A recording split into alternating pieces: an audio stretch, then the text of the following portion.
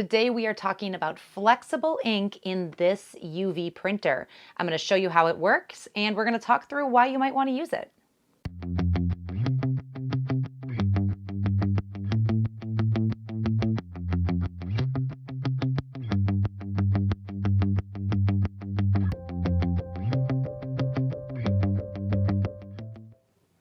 Hey, I'm Sarah, you're watching Creative Ramblings. This is the eufyMake E1 UV printer. I have shared a number of videos about this printer, how it works. We've shared all kinds of projects right here on this channel. So if you want to learn more about this printer, take a look at those other videos down in the description. Today we are talking about flexible white ink. Specifically, we're going to cover what is flexible ink and why you might want to use it. We're going to talk about how to switch from the regular white ink that comes with this to the flexible white ink. I'm going to share a number of different projects with you, and then I'm going to answer some common questions that have come up about flexible ink and some things that you really need to know before you dive into this.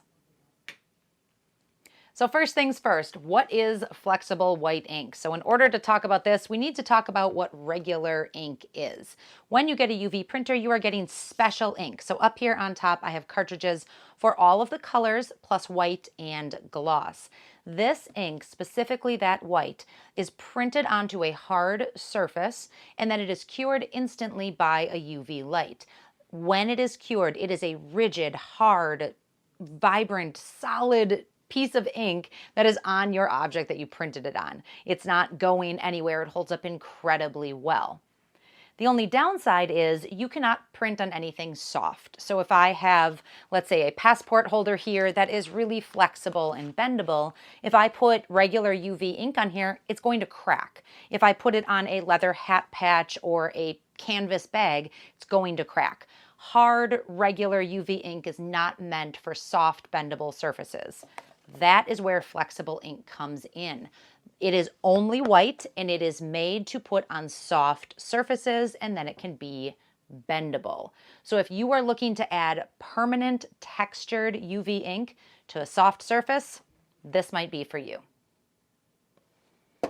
So first things first, you have this UV printer. It comes with all your standard ink. You need to switch it out to flexible ink. So you are going to order yourself some flexible ink, and I will link this down below. It only comes in white. The other colors do not need to be switched. They are actually pretty flexible, but you don't need to change those out at all. So leave all your other cartridges, leave your gloss. We are just going to switch out the regular to the flexible.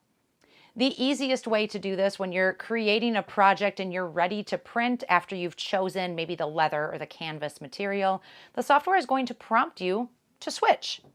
And then it's as easy as popping out the old cartridge and putting in the new one. Once you switch, the machine needs to completely drain its line of all of that old ink and put in the new flexible ink.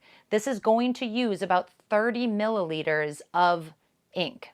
So I highly recommend that you do not switch back and forth willy-nilly between projects. I would wait until your regular white ink is almost completely gone and then switch it out. And then plan to batch all of those flexible projects before switching back to regular ink. So let's walk through some projects together. This is a faux leather hat patch. It's got some adhesive on the back, so I want to make sure it is laying down completely flat. And then over in the software, I'm going to use the snapshot function to take a picture of it. I'm just going to grab an image that is in the software. There's actually a lot available that you can play with. So we'll grab one from over here and then bring it in, size it appropriately so that it fits on the hat patch.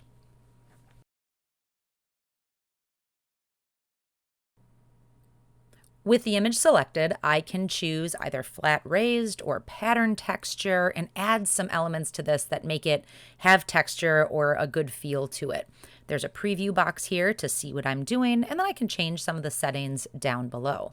If I click off the image, I'm able to set the material. I just chose cardboard because it was a good basic flexible material.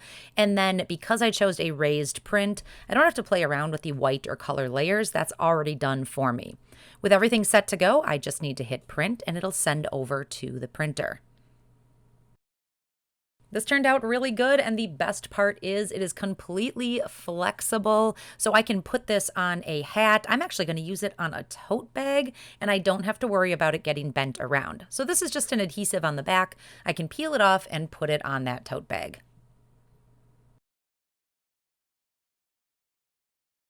Now let's try to make our own patch. This is called Heat and Bond. It is a fabric interface. So I've got a really thin piece of cotton here, and I'm going to iron on a piece of Heat and Bond to the back. Leave that paper backing on, put it in my machine, print on it. I've got this pretty pastel flower, and then I can cut it out.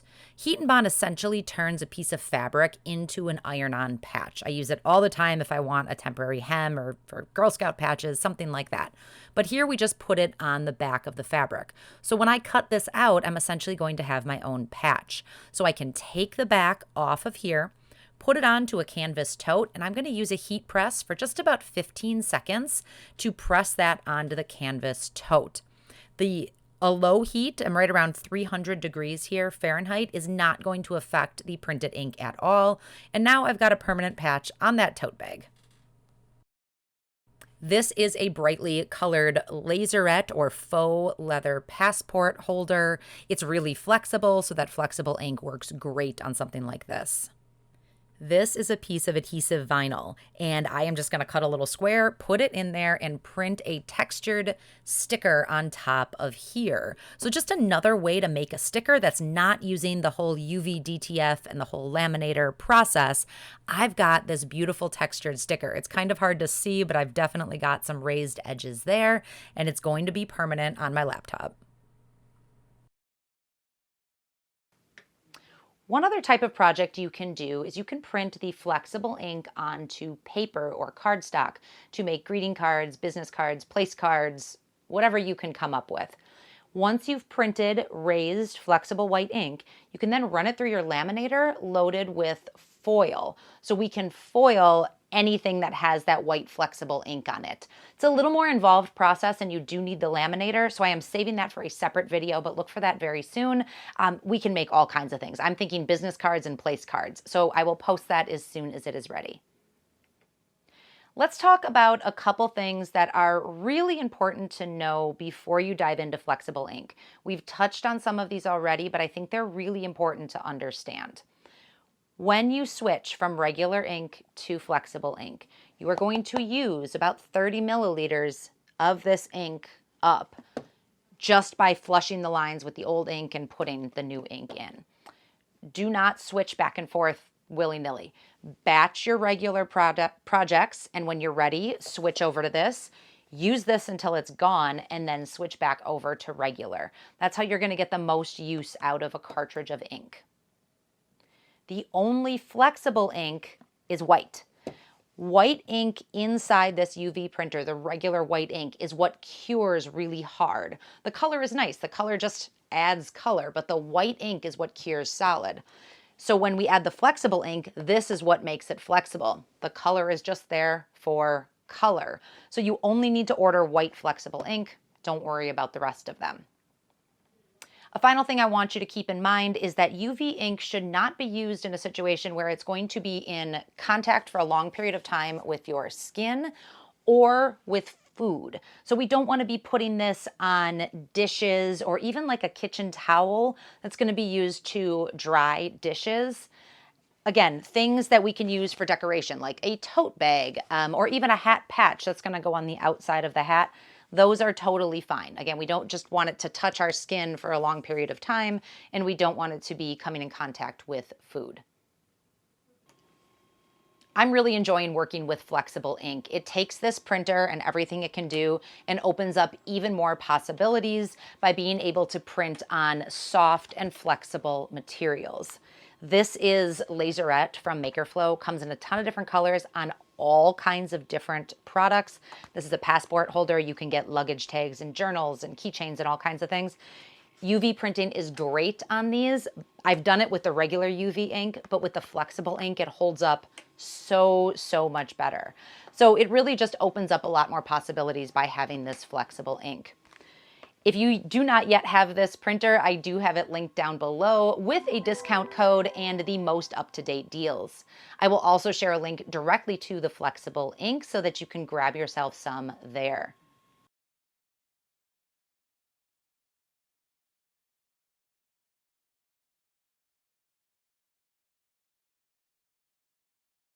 Keep an eye out for more videos. I do plan to do an in-depth tutorial on the white flexible ink on cardstock and then adding foil to it so we can do all kinds of paper crafts. If you have any more questions on this, please let me know down in the comments. I would love to chat with you. If you liked this video, if you found it helpful, give me a thumbs up and consider subscribing. I'm here every week with new videos, helping you move forward in your creative journey.